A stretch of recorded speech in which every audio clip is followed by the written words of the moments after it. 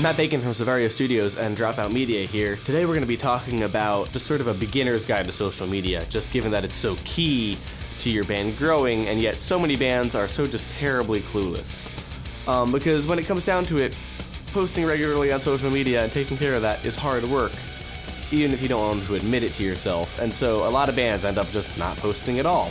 And that obviously doesn't do them any favors. And other bands post kind of useless bullshit, and that doesn't do them any favors either. You know, when it comes down to it, the way social media works, at least Facebook and really Instagram at this point, is if you're not sponsoring posts, you're not getting anywhere. You know, I think for a lot of bands I work with, we normally operate on like an $100 budget a month.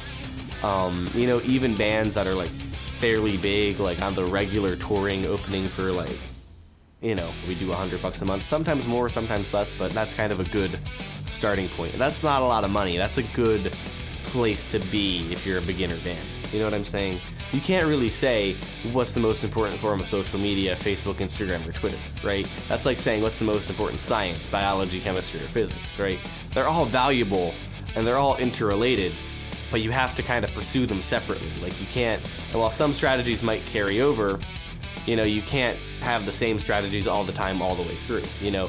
And so you need to have different types of content coming out, but you also have to make sure that those types of content make sense for that platform, you know? So like I always tell bands on Facebook, that's primarily for news and like longer form videos, you know, to kind of present who you are and kind of give the professional look, because most promoters and stuff are initially going to look at Facebook to tell how serious you are. You know, Instagram, you know, you need to be posting on constantly, because remember, you are your brand. So if you're at a show with your band or with a bandmate, or just even at a show on your own and you meet the band, you want to take a selfie with whoever's playing, you know, that sort of thing. It's also good for kind of shorter form videos, you know, under 30 seconds, because part of what I think people don't think about when they're posting on social media is you need to think about how people are consuming this, right? And not a lot of people are going to the Instagram PC layout and scrolling there. You know, most people are flipping through on their phone while they're fucking bored on the train. So you need to be like, okay, well, this is for bored people on the train. How do I take care of that? You know, and how do I appeal to them? This is why Instagram models are so popular. Twitter is a very, very good place to engage with your scene. You know, to retweet bands that you think are cool, to tweet at bigger bands with your music, to tweet at smaller bands with your music, to just kind of generally reach out, because Twitter, while it's definitely on the downswing, it's also definitely a place where you can get easier access to higher level artists than you might have had with Facebook or Instagram, right? That being said, I think one of the most important things a DIY band can do today, you know, if you're on a smaller level, is your personal Facebook page needs to be part of the greater community. You know, you need to be personally interacting with all these bigger people, left, right, and center. You know what I mean? Like, you need to reach out and you need to be like, hello, slightly bigger band than me, let's be buds.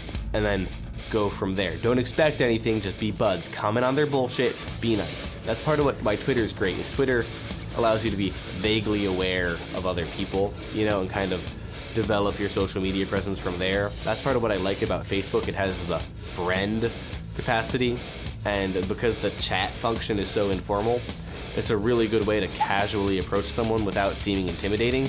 Whereas I feel like anything where you have to go click on an inbox to open it, that's a lot more intimidating, right, than just getting a little bar pop up on the bottom right corner of your screen. I think that it's important to realize the different types of content that make sense for each individual platform. You know, what I do for all my bands is I make sure that we have a content calendar laid out, because that makes it really easy to kind of on your Sunday or whatever your quiet day is, to schedule a shit ton of posts, right? So that you're like, okay, I'm just gonna, like, you get most of your content, you know, kind of built up over the course of the week anyway, so you shouldn't be, you know, worrying about it like day to day. And at the end of the day, a lot of the stuff that you need to be doing, like sharing articles and all that bullshit, like only takes 2 seconds anyway, and you're doing it all the fucking time on your own page. And if you are your brand, then why not just also share it on your band page? You know what I mean? Because these things aren't hard. We just need to work together to make them happen, okay? And it's not me attacking you, and it's not you being shitty, even though you are shitty because you're in a band, and Jesus, fuck you. You just need to sit down and realize, well, these are some simple strategies. None of this is hard. Let's just mimic what our peers are doing. Let's make sure it looks professional. Let's try not to post anything overtly racist, and I guess we'll be good to go, you know what I mean? Thank you so much for watching and listening to me ramble for so long. I really hope you enjoy it, and please like, share, and subscribe. Party on.